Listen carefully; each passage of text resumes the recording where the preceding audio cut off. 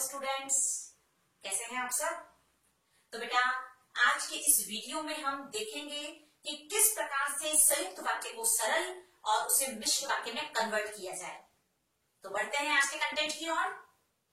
Sentence है हमारे पास, सूर्योदय हुआ और पक्षी चहचहाने लगे। वाक्य रूपांतरण के नियम एज इट इज हैं। सबसे पहले आपको उस वाक्य का अर्थ निकालना है, अर्थ समझना है और उसका अर्थ काल परिवर्तित नहीं होना चाहिए। तो सेंटेंस है सूर्योदय हुआ और पक्षी चहचहाने लगे। तो इसका जो अर्थ निकल कर आ रहा है उसके अकॉर्डिंग ही हम उसे सबसे पहले सरल वाक्य में कन्वर्ट करेंगे, यानी कंजक्शन को हटा देना है।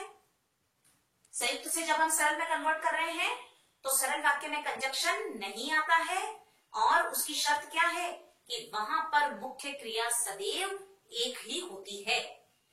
तो यहां हम सेंटेंस, क्योंकि यहां देखिए दो क्रिया है, हुआ और चहचहाने लगे, तो हमें इसे क्या करना है, एक क्रिया में कन्वर्ट कर देना है। तो सेंटेंस बन जाएगा हमारा, सूर्योदय होते ही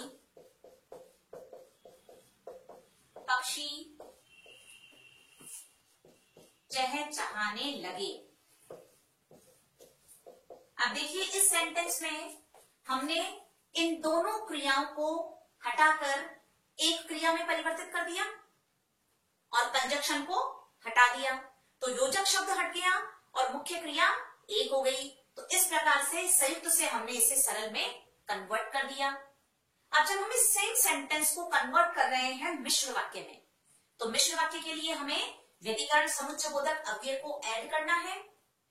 तो सेंटेंस जो है उसका अर्थ परिवर्तित नहीं होना चाहिए और सेंटेंस है हमारा कि जब सूर्योदय हो रहा है तब पक्षी चहचहाने लग रहे हैं।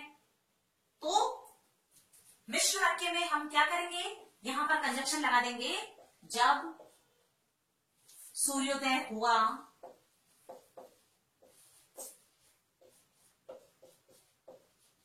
तब पक्षी चहचहाने लगे।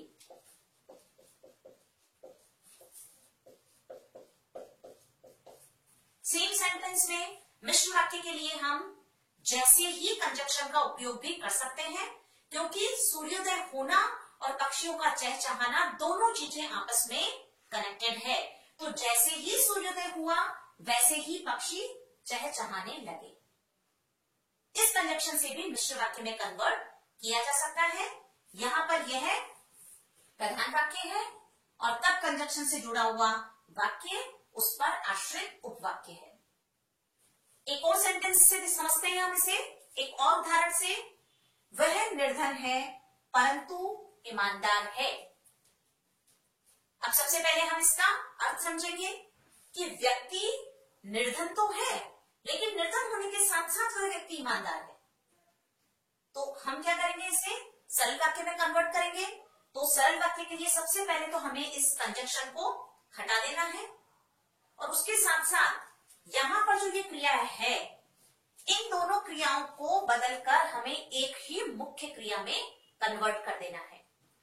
तो बिना अर्थ परिवर्तित किए हम ये देखेंगे कि इसे सरल वाक्य में कैसे कन्वर्ट करना है। निर्धन होने पर भी ईमानदार है, तो वह निर्धन होने पर भी ईमानदार है।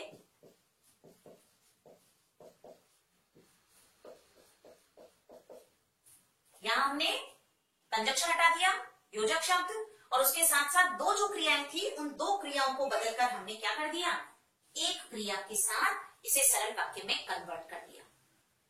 अब हम इस सेम सेंटेंस को कन्वर्ट कर रहे हैं मिश्र वाक्य में, जहां हमें क्या चाहिए, एक प्रधान वाक्य और दूसरा उसी पर आश्रित उपवाक्य। तो व्यक्ति ईमानदार है लेकिन निर्धन है, यही इसका अर्थ है। तो जब हम इसे मिश्र वाक्य में कन्वर्ट कर रहे हैं तो यहां हम उपयोग में लाएंगे यद्यपि कंजक्शन। यद्यपि वह निर्धन है और यद्यपि के साथ हम कौन सा कंजक्शन उपयोग में लाते हैं? तथापि। यद्यपि वह निर्धन है तथापि ईमानदार है।